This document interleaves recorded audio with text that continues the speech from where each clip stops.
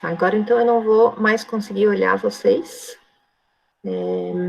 Começando a gravação, então a gente vai começar hoje oficialmente a nossa aula, que a gente vai falar um pouquinho de glomeromicota. Eu sempre começo a aula mostrando as diferentes hipóteses filogenéticas do reino, né? Hoje a gente vai falar, então, de glomeromicota e vamos falar também sobre relações entre fungos e plantas de uma maneira geral, assim, mais para o final da aula. Então, esse aqui seriam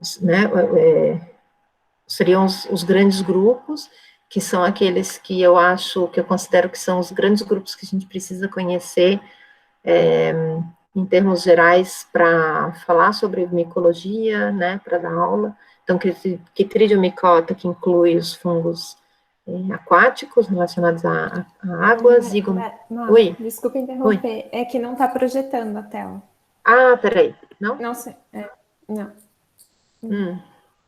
Obrigada por me avisar. Deixa eu começar de novo.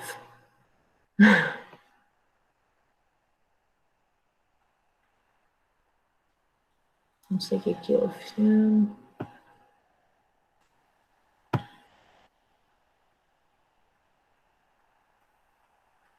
Agora deu certo? Agora apareceu, desculpa, estava com o microfone fechado. Então, esses são, então, os grandes grupos que eu acho que são aqueles que a gente precisa, né, conhecer. Então, como eu estava falando, sem a imagem, Chytridiomycota, que são os fungos relacionados à água, fungos aquáticos, que a gente não viu ainda. Zygomycota, então, que inclui vários, né, que é um grupo que não é natural, que inclui vários grupos aqui dentro. A gente vai ver na semana que vem. Glomeromycota a gente vai falar hoje, são os fungos que estão associados a raízes de plantas, na sua maioria. Ascomycota e basidimycota, que a gente já viu, que incluem geralmente os macrofungos, os fungos mais conhecidos, mas também leveduras, fungos, os mofos em ascomycota, fungos patógenos de plantas, os cordíceps em ascomycota também, que são aqueles que atacam artrópodes. Então, 5 grandes grupos que incluem a diversidade mais conhecida. Na realidade, então, a gente sabe que esses grupos foram subdivididos, né? Existe uma diversidade de nomes, então, maior aí dentro. Dentro de Chytridiomycota sensulato, existem, então, aí 5 filos. Dentro de Zygomycota sensulato, são 8 filos. Então, isso aqui, é claro, para quem estuda, isso muda. Teve uma publicação mais recente ainda do que essa, que inclui mais um filo ainda, além desses que estão aqui. Então, isso é para quem está constantemente, né, estudando fungos. A gente segue, acompanha essas tendências, mas por um grupo geral, né, e para quem vai dar aula, acho que importantes são aqueles 5 que a gente sempre repete. Então, vamos falar sobre os fungos simbiontes dentro de Glomeromycota. Eles têm, então, hifas semocíticas, que são aquelas hifas que não têm nenhum tipo de divisão, né, não tem hifas que não têm septos. Então, as hifas são completamente sem divisão, os núcleos e todas as organelas são distribuídos aqui, sem nenhum tipo de divisão. Eles não possuem estruturas macroscópicas. Tem uma família que pode formar um aglomerado que parece uma trufa, mas em geral eles só possuem estruturas microscópicas.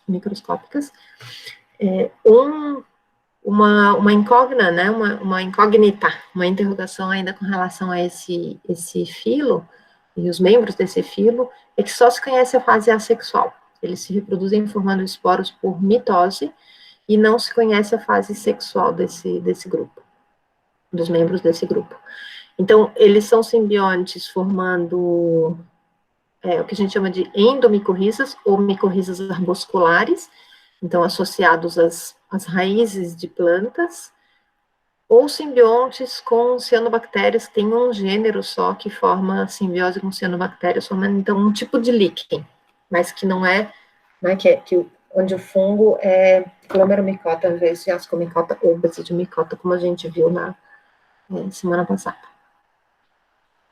A gente falou lá na primeira aula sobre a conquista da terra pelas plantas, e esse é o grupo, então, cujos ancestrais, lá no Devoniano, estavam associados àquelas plantas que primeiro começaram a sair do ambiente aquático e sobreviver no ambiente terrestre.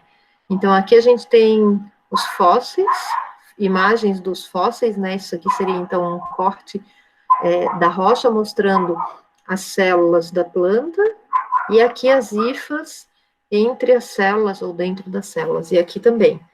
Então, aqui seria a célula da planta, aqui tem uma célula, e aqui, então, hifas dentro dessa célula, né?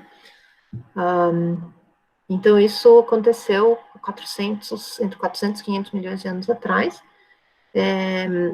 Cerca de 90% das espécies de plantas têm associações micorrízicas, o que indica, então, que essa associação é bastante antiga e que foi fundamental na conquista do ambiente terrestre por essas plantas. E aqui é um esquema, então, do que a gente vê, o que acontece no solo e na raiz. Então, como a gente já falou, né, os fungos têm micélio somático, que é o micélio que cresce no substrato. Então, esse aqui está representado aqui, essas hifas que vão ramificando, né, essas aqui, no solo, ramificam no solo, formando, então, o micélio que está espalhado no substrato. Essas hifas, então, são as que são responsáveis pelo crescimento do fungo, mas também por decompor o substrato e absorver os nutrientes resultantes dessa decomposição. Essas hifas, então, no caso dos fungos vesículo-arbusculares, ou das micorrizas arbusculares, vão se associar a raízes de plantas. Então, aqui, nessa parte da figura, a gente tem uma raiz cortada longitudinalmente. Como que vai acontecer? Então, existem uns trabalhos super bacanas sobre o que acontece sob o solo e como que o fungo encontra a sua parceira planta, né? Como que a raiz e o micélio se encontram no solo. E existe produção de hormônios, tanto os fungos quanto as plantas produzem hormônios e produzem substâncias outras no solo que fazem com que as duas coisas se atraiam. Então, as raízes não é uma coisa completamente aleatória, que as raízes estão lá e os fungos estão lá e de repente se esbarram. Existe, então, produção de compostos que fazem com que a raiz cresça em direção ao micélio, o micélio cresça em direção à raiz, e ocorre, então, o reconhecimento das espécies, e aí, então, essas hifas vão começar a penetrar entre as células da planta, né? Então, aqui a gente tem a epiderme, nessa parte aqui a epiderme, o micélio do fungo, as hifas começam a penetrar, então, entre as raízes da epiderme e penetram entre as células do córtex. E em algumas células do córtex, então, essas hifas penetram nas células, mas não dentro completamente das células, elas penetram a parede celular da planta, que está aqui mais grossa, aqui nesse desenho, na parte inferior direita, onde eu estou desenhando. Aqui, então, seria a parede celular da planta, mais grossa, e o que eu desenhei amarelo seria a membrana plasmática. E a hifa, então, penetra a parede celular e começa a se ramificar, mas a membrana plasmática acompanha essa ramificação. Então, o que a gente tem aqui, na verdade, é uma hifa super ramificada, em contato super íntimo com a membrana plasmática dessa célula, gerando, então, produzindo uma área grande de contato entre a hifa e a membrana plasmática da célula, onde acontece o transporte ou transferência de nutrientes do fungo para a planta e da planta para o fungo. Então, esses são os arbúsculos. Então, os arbúsculos são o principal, por isso que a gente chama de micorriza arbuscular, porque os arbúsculos são a principal componente e o componente mais importante para essa associação. Outra estrutura que pode ser formada, mas então os arbúsculos estão presentes em todas as micorrizas arbusculares.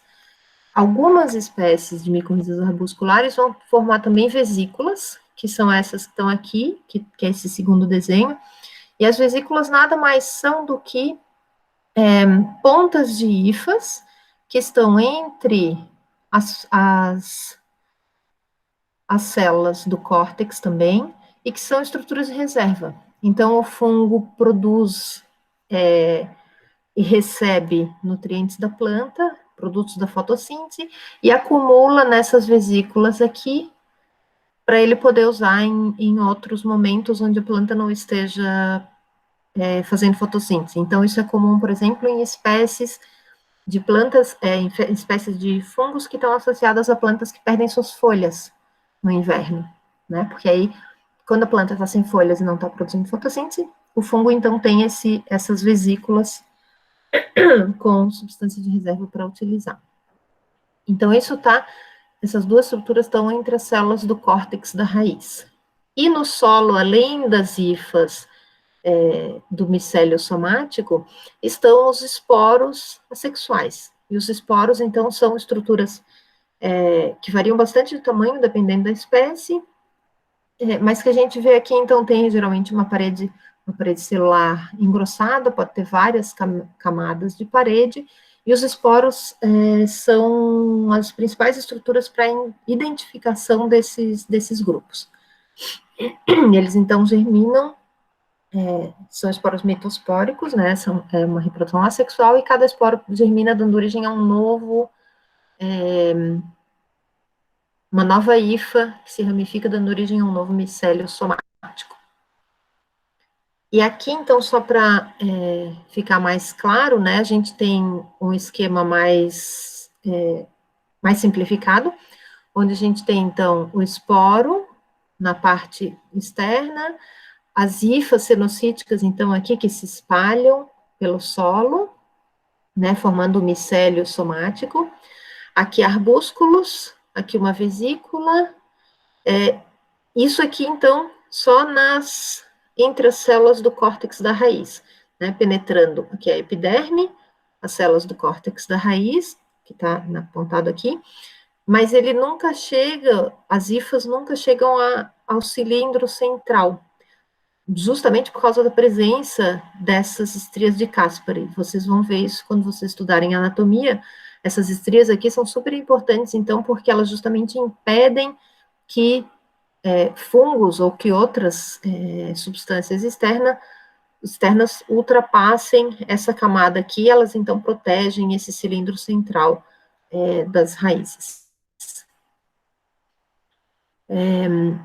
Então, como eu falei, os esporos são super importantes para a morfologia, e até 2001, isso aqui, então, é relativamente recente, né, se a gente pensar em termos de ciência, o grupo era considerado uma ordem Glomalis dentro do filo Zygomicota. Então, para vocês verem, né, que houve bastante mudança em termos de como a gente reconhece esse grupo. Ele era considerado dentro do filo Zygomicota. Hoje a gente sabe, então, que ele é um grupo à parte, e em 2001, então, os estudos com DNA, com molecular, viram que ele era, então, né, foi considerado um grupo completamente distinto e colocado num filo separado, que a gente considera até hoje, que é Glomeromicota. E aí, dentro de Glomeromicota, então, existem, são reconhecidas 4 grandes ordens, então, só, né, para vocês, pelo menos, ouvirem falar, é Diversisporales, Glomerales, Arqueosporales e Paraglomeralis. Então, essas são as 4 grandes ordens, e aqui, então, a gente vê também as famílias, né? Só para vocês terem uma ideia, então, da diversidade dentro de Glomeromicota. A gente não vai entrar dentro de cada uma delas, mas, de maneira geral, todas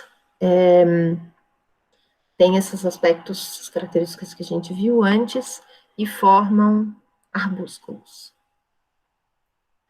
Então, os arbúsculos, né, são estruturas bastante ramificadas, ficam dentro da célula hospedeira, dentro da célula do córtex, mas não penetram a membrana plasmática. Então, por isso que eu fiz, né, naquele desenho que eu acompanhei, a gente teria aqui, então, a membrana plasmática,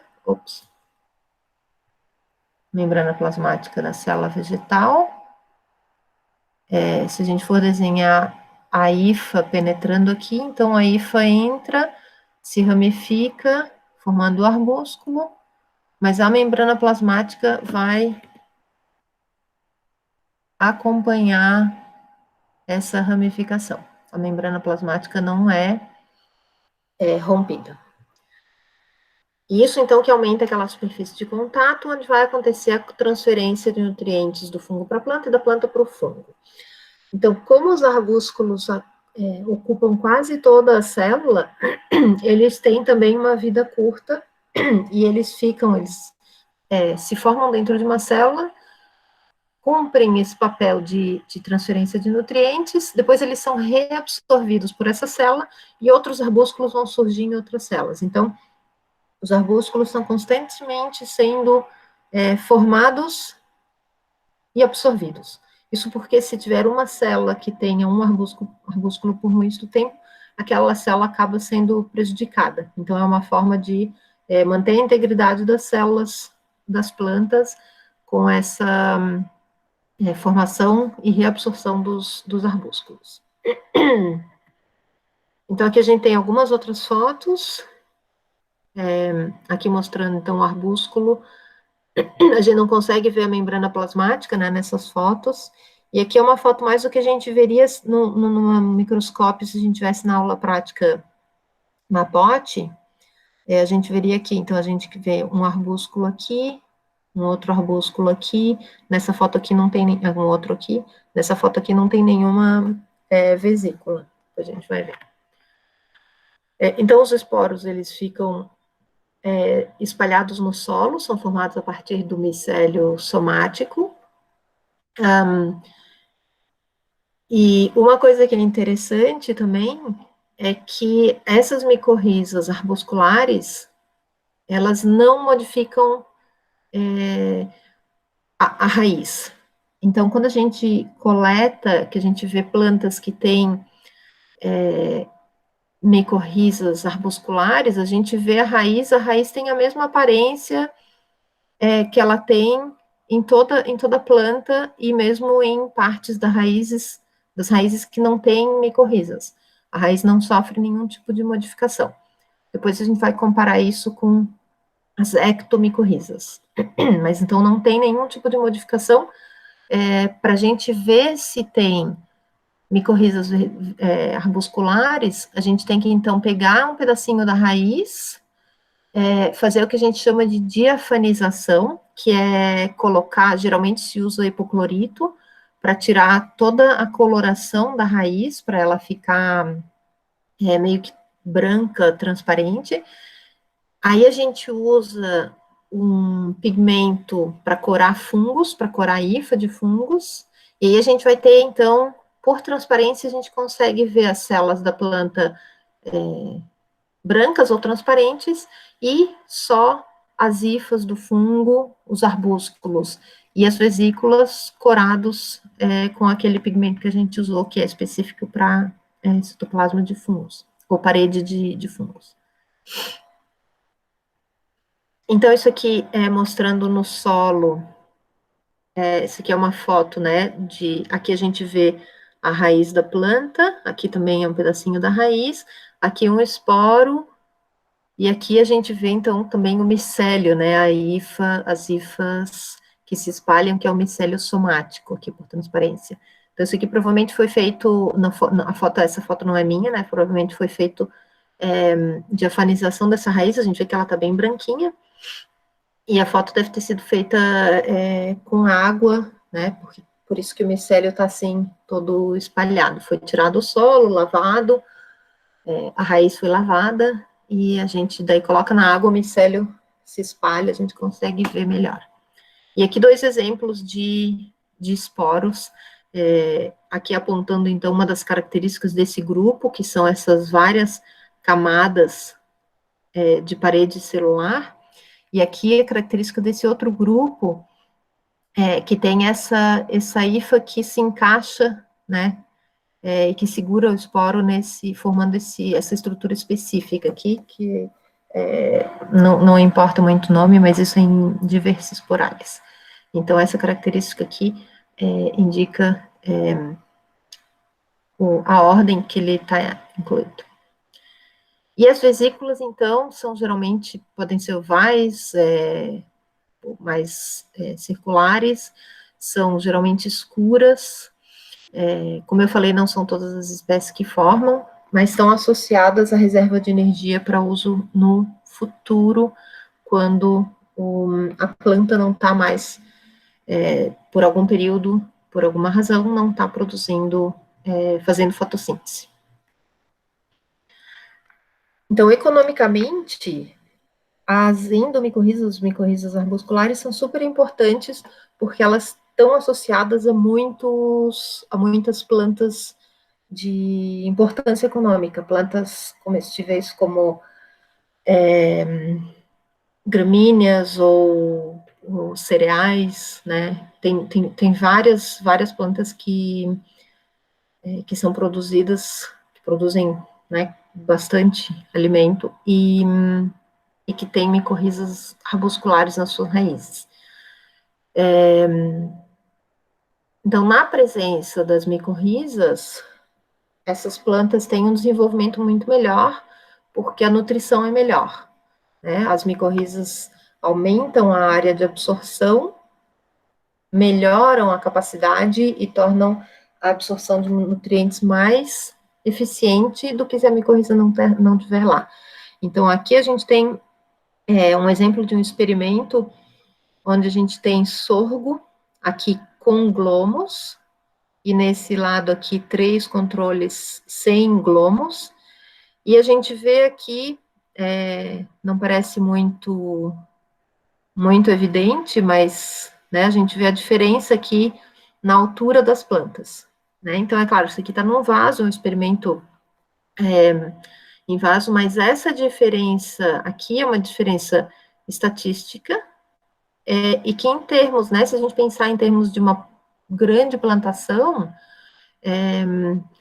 essa diferença aqui, que implica também na diferença da produtividade da planta, é significantemente importante, né, em termos de quanto alimento vai ser produzido, de quando ela pode ser coletada, né, porque se ela cresce mais rápido e ela produz mais cedo, isso diminui também aquele tempo de espera na produção. Então, economicamente, tem vários fatores que são afetados.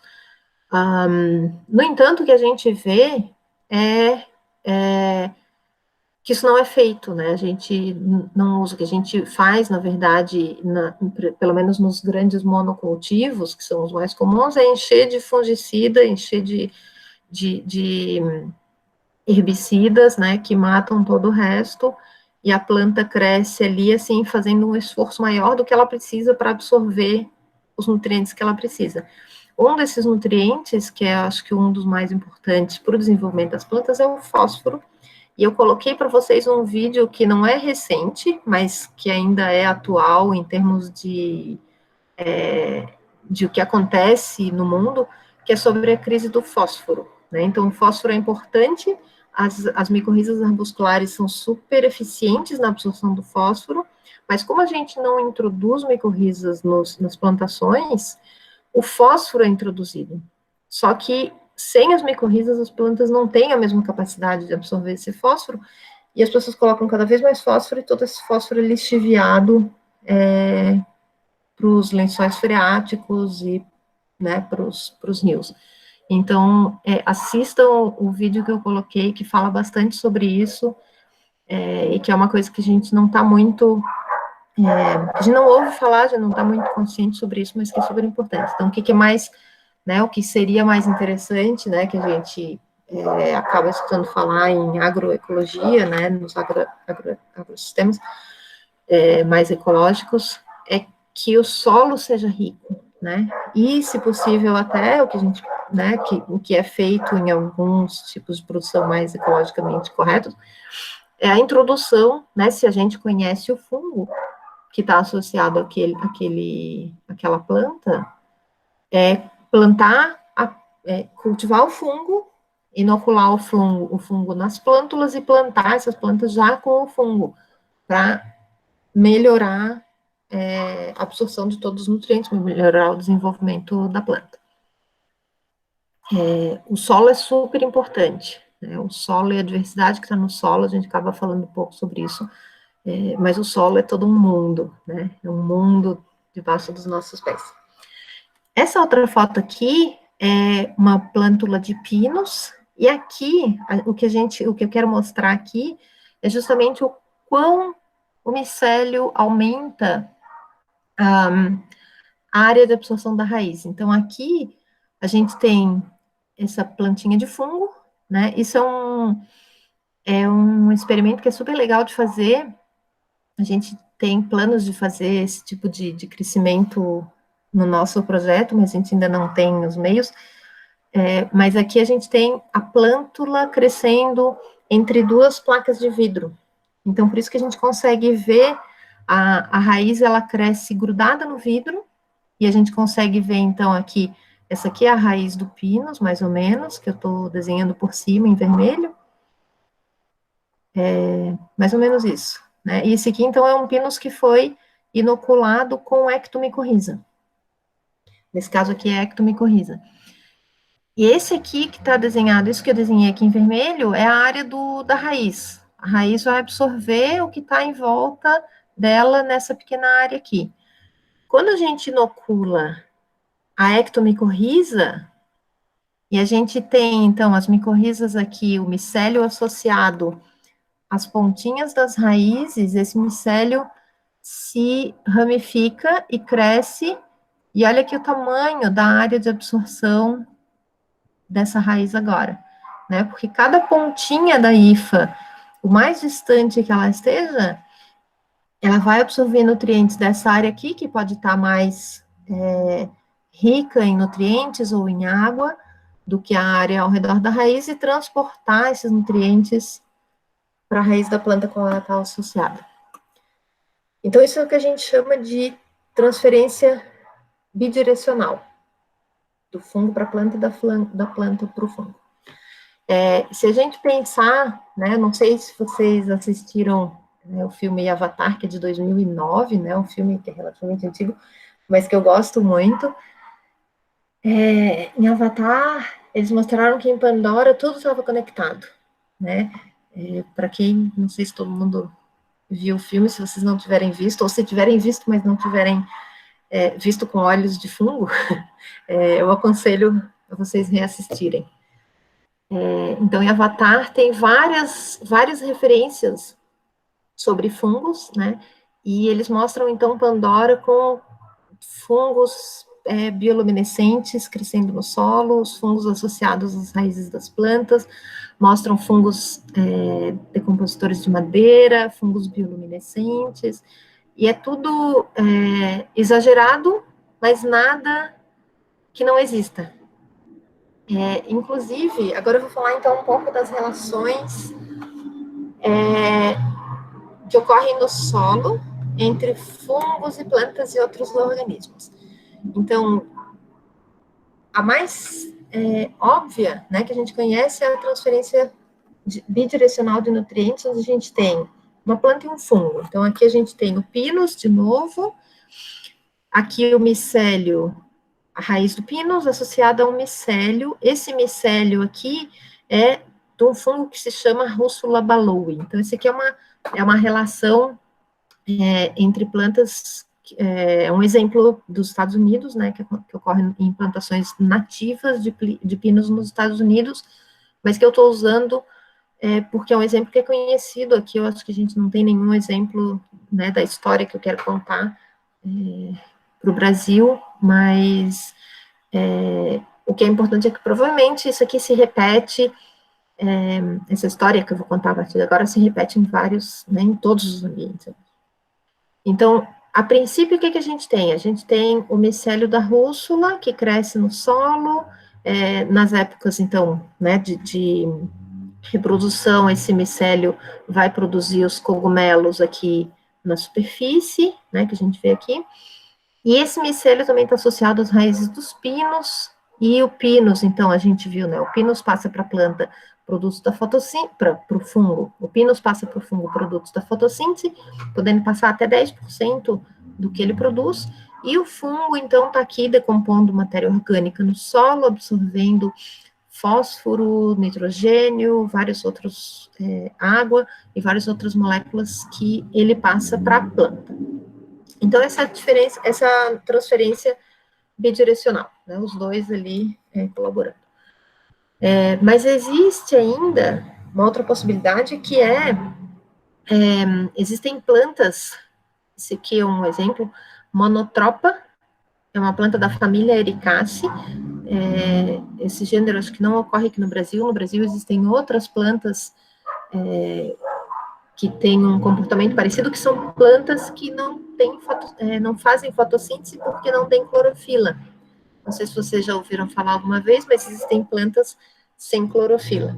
Então, um dos exemplos é essa aqui, que é a monotropa. Aqui no Brasil, para quem já caminhou pela Restinga, em Floripa tem, na Restinga tem uma plantinha bem bonitinha, que cresce, bem comum na Restinga, principalmente assim, em janeiro, a gente vê geralmente, que ela é toda amarela, a raiz é branquinha, clara, é uma planta que a gente diz que é micoheterotrófica, que ela também não tem clorofila. Essas plantas, elas estão associadas a fungos, nas suas raízes também, só que elas não têm nada para dar para o fungo, né? Elas não têm produto da fotossíntese, mas elas precisam de carbono que o fungo passa para elas. Mas de onde que o fungo tira esse carbono? O mesmo fungo que está associado à monotropa, ou aqui, por exemplo, no caso da restinga, essa aqui que eu desenhei, que ocorre aqui, é a Voiria.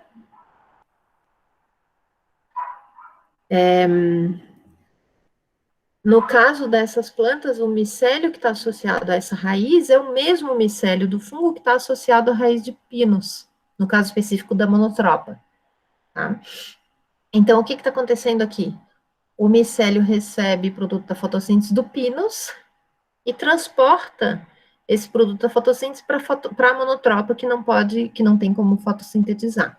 Então, a gente tem o micélio conectando duas plantas de espécies de famílias completas, de ordens diferentes, e fazendo uma transferência. Então, algumas pessoas consideram, né, na verdade, a monotropa, nesse caso, uma parasita do pinus através do fungo, mais ou menos. Então, aqui a gente tem rússula, esse nos Estados Unidos, então, existem várias espécies de rússula, que estão associadas a pinos e que estão também associadas à monotropa. E o micélio da rússula, então, é que faz essa conexão. Isso, na verdade, é mais complexo. A gente sabe que existem transferências também em florestas maduras. O que ocorre também é que existem plantas maduras, as grandes plantas, as grandes árvores da floresta, elas são responsáveis por transferir, elas estão associadas às plântulas jovens, e elas também transferem e alimentam as plântulas jovens, né? Porque se a gente pensar numa floresta grande, madura, com grandes árvores que tem a copa bem desenvolvida, se a gente pensar no solo da floresta não chega muita luz, né, por causa justamente da maturidade, do tamanho dessas árvores grandes. Então, como não chega muita luz, às vezes o desenvolvimento de plântulas pequenas na floresta fica prejudicado. E aí, então, essas árvores que têm mais acesso à luz do sol, transferem, através das suas raízes, através do fungo que está associado às suas raízes, produtos da fotossíntese para essas plântulas pequenas que não conseguem fazer fotossíntese. Então, existe uma transferência de alimento das plantas, das grandes plantas, das plantas mães, para as plântulas mais jovens. E isso pode acontecer de plantas mães para plântulas da mesma espécie, mas também acontece de plantas maduras para plântulas jovens de outras espécies.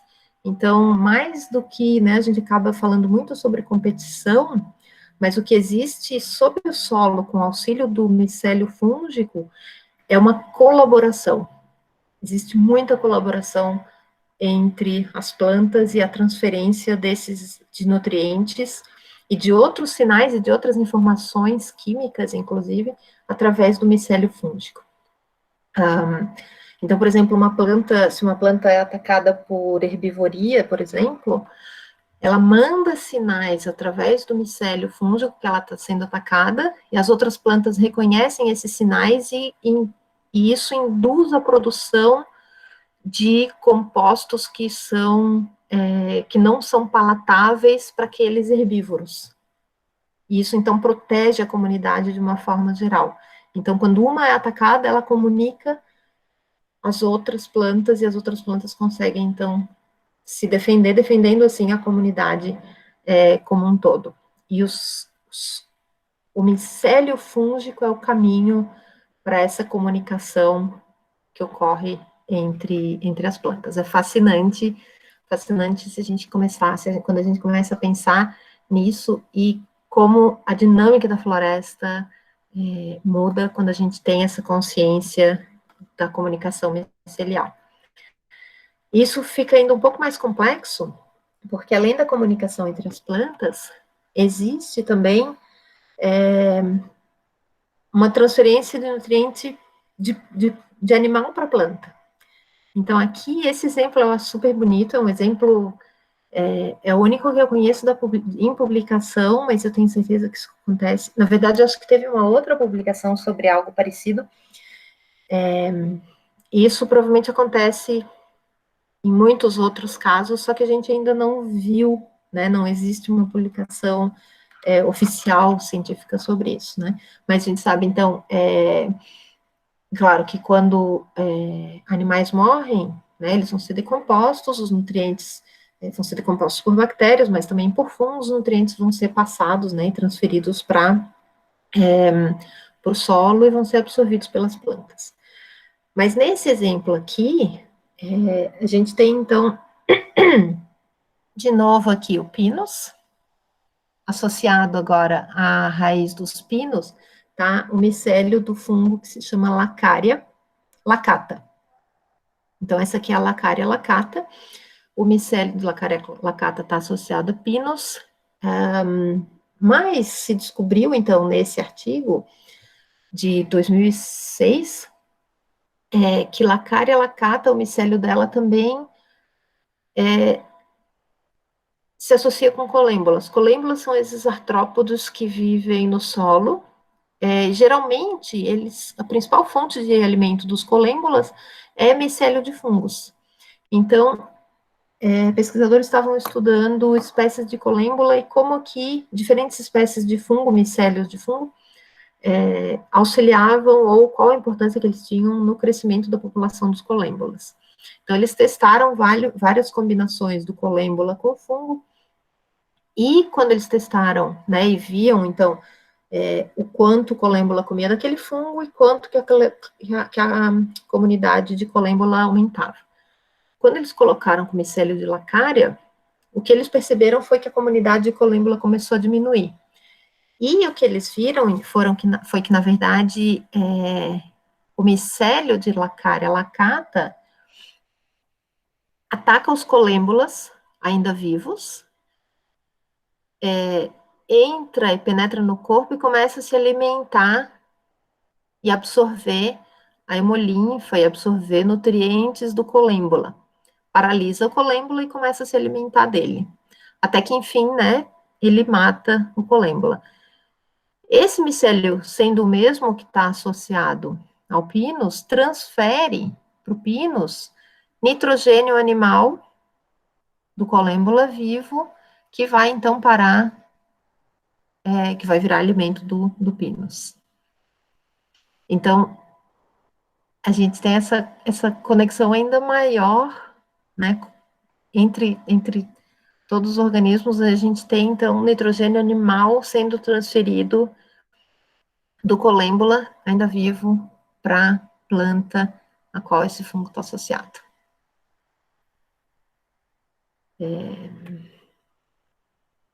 Então, outros tipos de associação que eu gosto de contar, que a gente às vezes não se dá conta, é com relação aos fungos que fazem micorrizas com orquídeas. Então, essas são micorrizas chamadas de orquidioides, e que formam como se fosse um novelo de hifas dentro das células. Então, aqui a gente tem uma foto, eu não tenho a foto dessa orquídea aqui, mas aqui são aquelas raízes das orquídeas, né, que são usadas nas orquídeas epífitas, que são usadas para segurar as orquídeas, né, prender as orquídeas no hospedeiro. E essa aqui é uma microscopia eletrônica de varredura, onde a gente vê aqui uma célula de orquídea e dentro o que a gente chama, então, de pelotão, que são esses novelos de hifas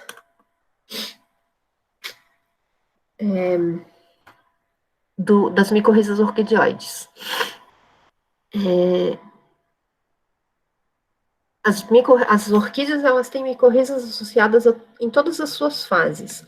Aqui é uma microscopia eletrônica, uma microscopia óptica, onde a gente vê, então, isso aqui, na verdade, foi feito durante um evento que a gente teve aqui no Peri. A gente coletou uma orquídea Epidendrum fulgens, que é essa que todo mundo, né, se vocês já caminharam na Restinga, vocês devem ter visto. É uma orquídea que é bem comum, terrestre, que acontece aqui. A gente coletou e fez cortes da raiz, e aqui a gente viu também os pelotões. Então, aqui, esse novelo que a gente vê aqui, em microscopia óptica, é o pelotão da orquídea. Mas, além disso, então, além da micorriza que está associada às raízes promovendo troca,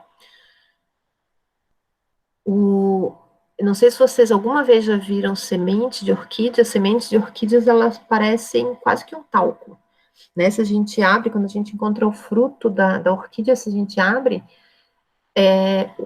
as sementes são muito, muito pequenas e parece um pó que tem ali dentro, quase. Então, isso é super bom para dispersão, porque elas são muito pequenas, são facilmente dispersas pelo vento, só que elas não têm capacidade de germinar por conta própria. Elas sempre estão associadas a fungos que vão, então, crescer, o micélio do fungo vai crescer e começar a alimentar a semente para que ela consiga germinar, porque ela não tem nenhum endosperma. Então, esse aqui é uma foto de microscopia confocal, feita pela Eliana, que é doutoranda no programa de um dos programas de pós aqui da UFSC, e a gente trabalha juntas também em algumas coisas. Nessa foto que a gente vê aqui com essa coloração meio verde azulada, esse aqui são as células da planta, e o que está em vermelho foi corado com um corante específico para fungo. Então, isso aqui, eu vou marcar assim, essa aqui é uma semente de orquídea. Uma sementinha, dessas que eu digo que parece que é um pó.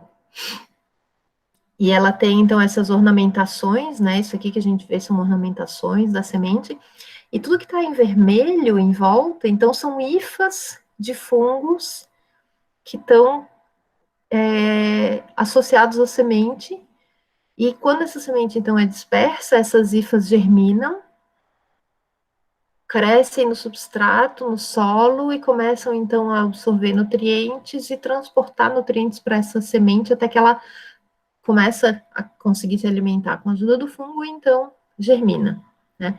Então, a germinação de sementes de orquídeas é difícil, e bom, o pessoal que faz em laboratório usa meios artificiais com os nutrientes que são necessários para que a semente possa crescer. Mas na natureza isso não existe, na natureza, então elas são completamente dependentes de fungos. Então estão associados às sementes os fungos que ajudam na alimentação dessa semente, e nas raízes elas têm micorrizas orquidioides, que também estão associadas a essa nutrição bidirecional, essa troca de nutrientes entre a orquídea e o fungo. E o que a gente está fazendo aqui, então, né? O que a gente descobriu aqui no Brasil?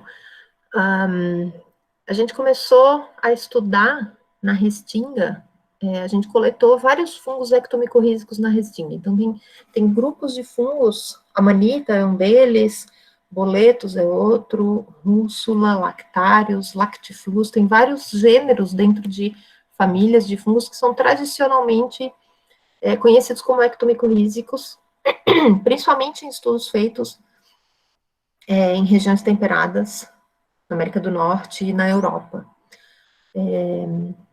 E nas regiões tropicais não existe muito estudo, né, enfim, não existia muito conhecimento, não existe ainda muito conhecimento sobre a ação desses fungos. Então, o que acontece o que a gente sabe, então, né, o que tem bastante publicação é sobre florestas na América do Norte e na Europa, que tem, que a gente chama de florestas monodominantes, que tem só um gênero, ou às vezes só uma espécie de planta crescendo, como em uma floresta de pinos, e vários fungos ectomicorrízicos que estão associados àquela floresta.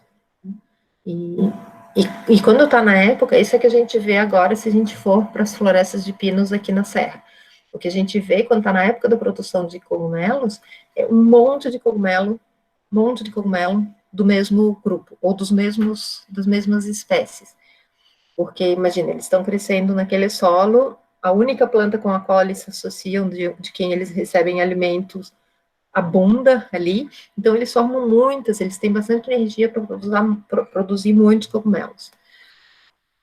Então isso é bastante conhecido, essas relações geralmente são bastante conhecidas, se conhece a fisiologia, o que está acontecendo, o tipo de transporte, microscopicamente, qual é a cara da raiz, né, na anatomia, como que a hifa está associada aos diferentes tipos de célula da raiz. E aqui, né, nas florestas que são diversas. Então, aqui, o que a gente tem, né, vamos falar de Brasil, uma floresta que é super diversa, né, a gente, às vezes, a gente pode caminhar numa floresta e encontrar pouquíssimas espécies, pouquíssimas plantas da mesma espécie, mas a gente tem muitas plantas de muitas espécies, né. E tem ectomicorrizas também, a gente encontra os fungos ectomicorrízicos, mas a gente encontra um aqui, outro lá, porque como as plantas estão espalhadas, os fungos também vão estar espalhados em menor número, porque eles estão competindo com outros fungos que estão no solo que não são ectomicorrízicos ou que são ectomicorrízicos de outras espécies. Só que a gente não sabe, nunca foram feitos estudos para saber quem são as plantas na floresta tropical, ou na neotropical, se a gente falar, né, de Brasil, ou subtropical, quem são essas plantas que estão associadas com esses fungos? A gente tem coleta dos fungos, mas a gente não sabe o que está acontecendo sobre o solo. Então, a gente começou a coletar, uma aluna minha, em 2017, foi o primeiro trabalho que foi feito, a gente fez coletas ao longo do ano inteiro, na Restinga, nas dunas da Lagoa, e no Morro da Lagoa, na floresta. Eu digo que ela foi a minha primeira aluna tatu, coletando, então, muito solo com raízes embaixo de uma planta que se chama Guapira opósita, que é essa daqui, o nome comum é Maria Mole. Essa é a Guapira opósita. A gente escolheu Guapira opósita porque já existem registros na Guiana e em outros países da América Latina, onde essa planta foi registrada como tendo ectomicorrizas nas suas raízes. Então, a gente pensou, se já tem em outros lugares, aqui ela também deve ter. Então, a Mari Vanegas Leon, que foi minha aluna, começou a coletar e trazer para o microscópio, trazer para o laboratório, então, essas porções de solo, lavar e separar as raízes e olhar na lupa as raízes, então, modificadas. Então, vocês lembram que eu falei que as micorrizas arbusculares não modificam as raízes, mas as ectomicorrizas modificam as raízes. Então, aqui a gente está estudando ectomicorrizas do sul do Brasil. E a modificação que elas causam nas raízes é porque elas formam o que a gente chama de manto. Então, elas formam uma capa, o micélio forma uma capa, que é o que a gente está vendo aqui. Então, isso aqui é uma pontinha de raiz, e aqui não foi porque ela está branquinha assim, não porque a gente descoloriu, mas isso aqui é justamente a hifa formando uma capa, que a gente chama de manto ao redor da raiz. E aqui a gente vê uma hifa que é, né, somática, que era o que se espalhava no solo, aqui mais algumas hifas também, que estavam se espalhando no solo. Então, a Mari começou a procurar por essas pontinhas, e a gente identificou vários fungos, e a ideia também é identificar a planta. Né? Então, aqui a gente tem mais algumas imagens, aqui a gente consegue ver bem, aqui a gente tem só uma pontinha, mas aqui a gente consegue ver melhor nessa foto. Aqui em marrom mais escuro é a raiz da planta, e a gente vê aqui, ó, nessas duas partes, justamente onde o manto começa a ser formado. Não sei se vocês conseguem diferenciar, né? Aqui começa a ficar um pouco mais gordinho, desse ponto para cá, a raiz fica mais gordinha e coberta, então, por esse manto mais claro, branco. Então, isso aqui é a ectomicorriza.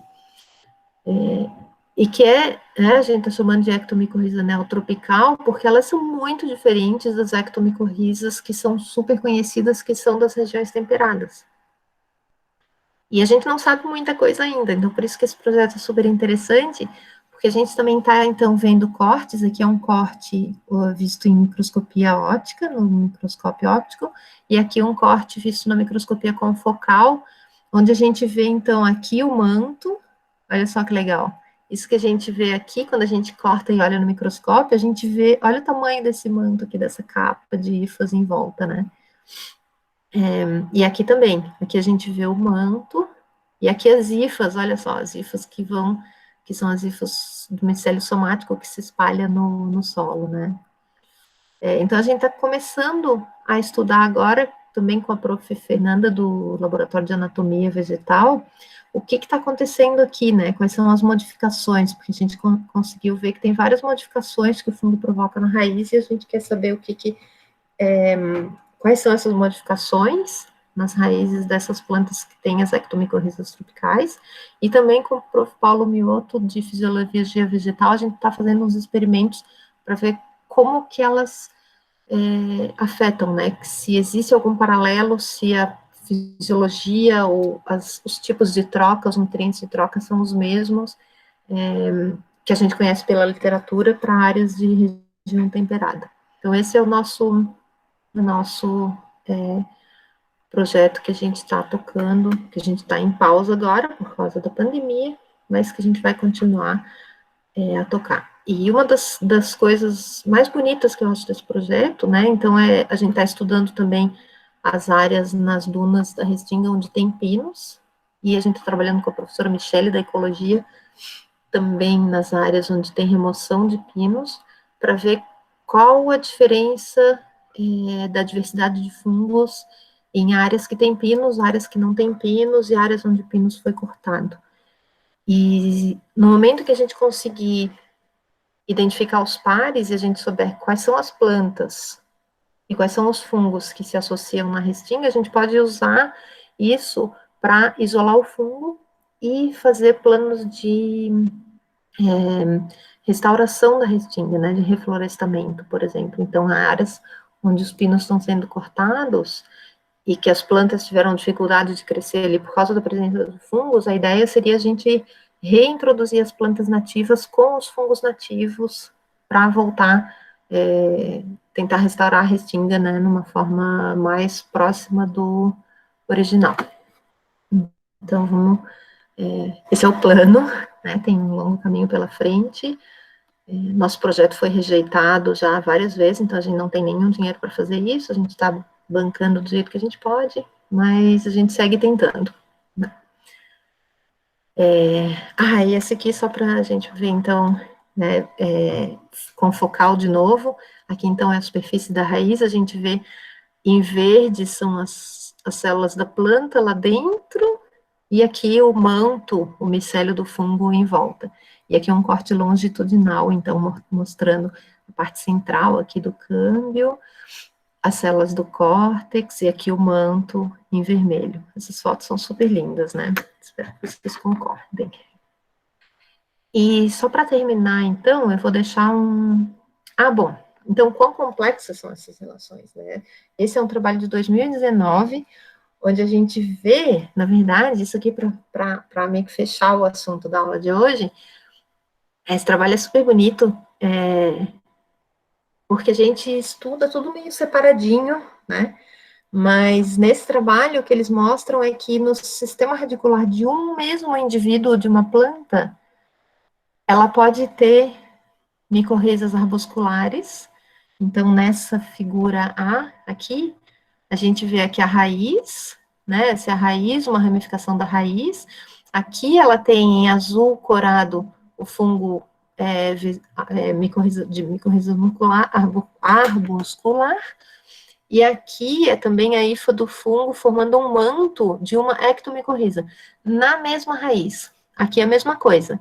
Aqui tem micorriza arbuscular nessa ponta da raiz, e aqui tem uma ramificação da mesma raiz com manto de ectomicorriza.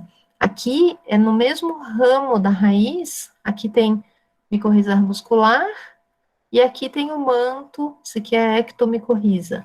Aqui é a mesma coisa, aqui também, aqui tem até uma divisão bem bonitinha da ectomicorriza só na pontinha, e a micorriza arbuscular no resto da raiz.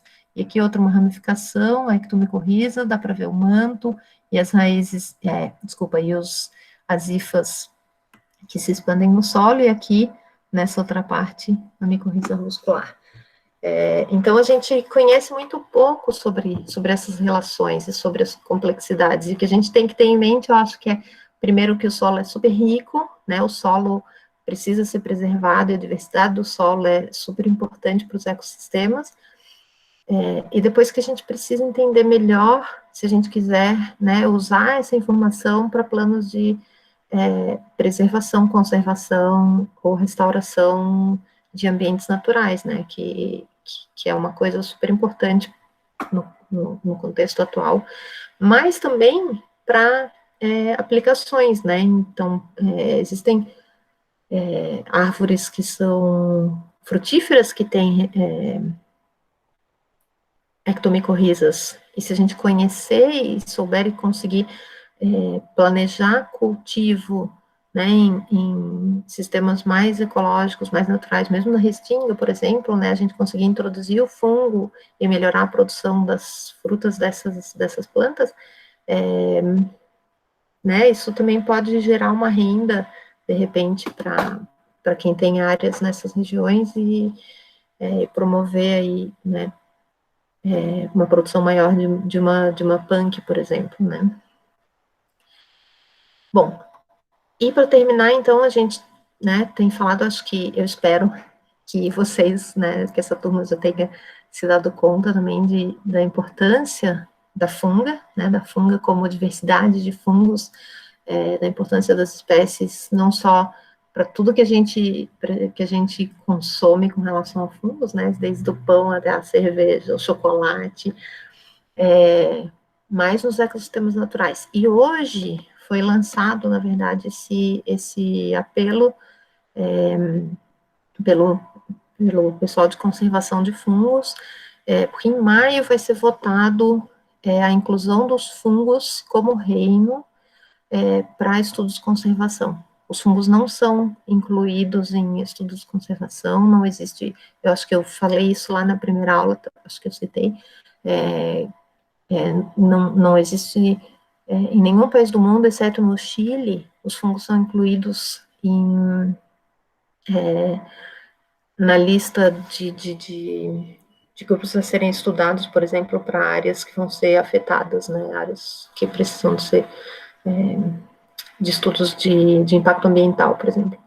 Então, se vocês tiverem interesse, né, e quiserem ajudar, hoje foi lançado esse pedido aqui da faunaFloraFunga.org, pedindo assinaturas para apoio à inclusão dos fungos em trabalhos de conservação. Isso é um movimento mundial. Então, eu deixo aqui só esse apelo da Funga. A Funga agradece as assinaturas de quem quiser apoiar esse movimento. E com isso eu abro para perguntas. Vocês podiam fazer pergunta em qualquer momento, mas como ninguém fez, eu continuei a falar sem parar. Eu vou parar a gravação por aqui,